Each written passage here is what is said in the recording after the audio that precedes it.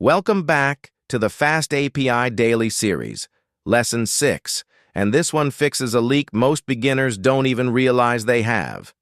Last lesson, we wrote data to the database. Today, we control exactly what ships back out. The key idea, response model, is your one-line security boundary. Set response model UserRead, and suddenly hashed passwords, internal flags, soft delete timestamps. None of that reaches the client, no matter what your DB row contains. So here's the roadmap. 4 mental models that take your endpoints from works on my machine to genuinely production ready. First, response model as that security boundary we just talked about. Second, declaring multiple status codes per endpoint, so a 404 and a 200 each have documented shapes that clients and SDKs can rely on. Third, breaking out of JSON entirely. Files, streams, redirects, all first class in FastAPI. And fourth, taking control of custom headers and status codes for things like pagination counts, rate limits, and e-tags.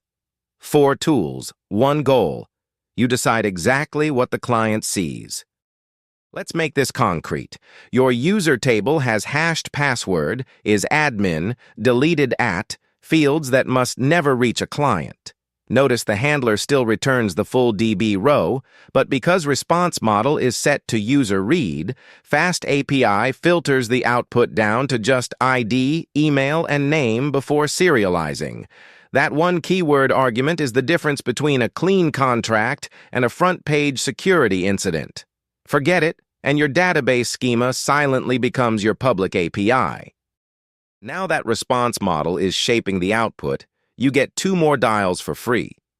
By default, FastAPI ships every field, including nulls and defaults, which is verbose.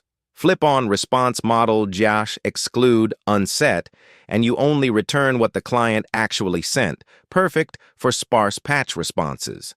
Flip on exclude none, and any field that resolved to none just disappears, giving you compact payloads for public APIs where bandwidth matters. Same semantics as Pydantic's model dump, just declared at the root. Here's the gap most APIs leave open. Your happy path is documented, but the 404, the 403, the 422, they're invisible to anyone reading your open API spec. The responses Quarg fixes that. Define one error detail model, map it to every status your endpoint can throw, and now your docs page shows the full contract. Even better, when you run SDK CodeGen, front-end devs get typed error classes with autocomplete instead of guessing what shape comes back on a failure. But not every response is JSON. When you're serving a PDF, streaming a million-row CSV, or bouncing a user back from an OAuth callback, you need the right response class, and FastAPI ships 4. File response handles disk reads with proper content disposition. Streaming response chunks data through a generator so you don't load gigabytes into memory. And redirect response gives you a clean 302 for auth flows. Pick the right class, and content type, headers, and status codes all set themselves. Now, even when you're returning JSON, the body isn't the whole story. Pagination needs X total count so the client knows how many pages exist. Rate limiting needs X rate limit remaining. Caching needs e-tag. The trick, just declare a response parameter in your signature, and FastAPI injects it. You set headers on that object, then return your list as normal. Response model still validates, status stays 200, and your custom headers ride along. Let's consolidate everything into 6 reflexes you should build muscle memory for.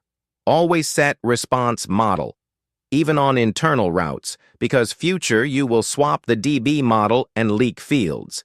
Split into read, public, and admin views, so one row serves many contracts. Use status HTTP 200. Created over magic numbers. Document errors in the responses dict, so SDKs and docs render them. Stream anything over a megabyte instead of loading it all in memory. And add cache control on gets, 1-line free CDN throughput. Screenshot this one. It's your daily reference. 12 patterns across 3 columns. shaping with response model and its exclude variants, then the response classes for files, streams, redirects, and manual JSON, and finally the controls for status codes, headers, and content types. When you're building an endpoint and need to remember whether it's exclude to unset or exclude none, or how to set a custom X header, this is the slide you come back to. Now the painful part. 5 mistakes that have each cost a real company a security incident. Number 1. Skipping response. Model on auth endpoints leaks password hashes straight to clients. Number 2. The arrow annotation looks like it filters, but it doesn't. Only response model does. Number 3. Reading huge files into memory will your server. Use file response or streaming response. Number 4.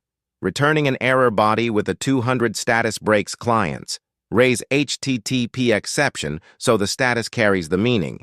And number 5, missing CORS on errors makes your front end see a network error instead of a real 404. Time to put it into your hands. 3 exercises that lock down what actually ships. First, plug the data leak.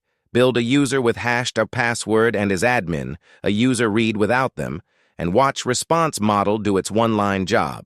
Second, document your errors with the responses parameter so docs shows the full 404 and 403 shapes, not just the happy path. Third, stream a CSV export with streaming response and a content disposition header. Constant memory, browser downloads, production ready. That's lesson 6 in the bag. Response model, exclude unset, the responses dictee, and the full file stream redirect trio. You now control exactly what ships back to clients, byte for byte. Next up, we graduate to the advanced tag with depends, FastAPI's dependency injection superpower, DB sessions, current user, feature flags, all composed and all testable. See you in lesson 7.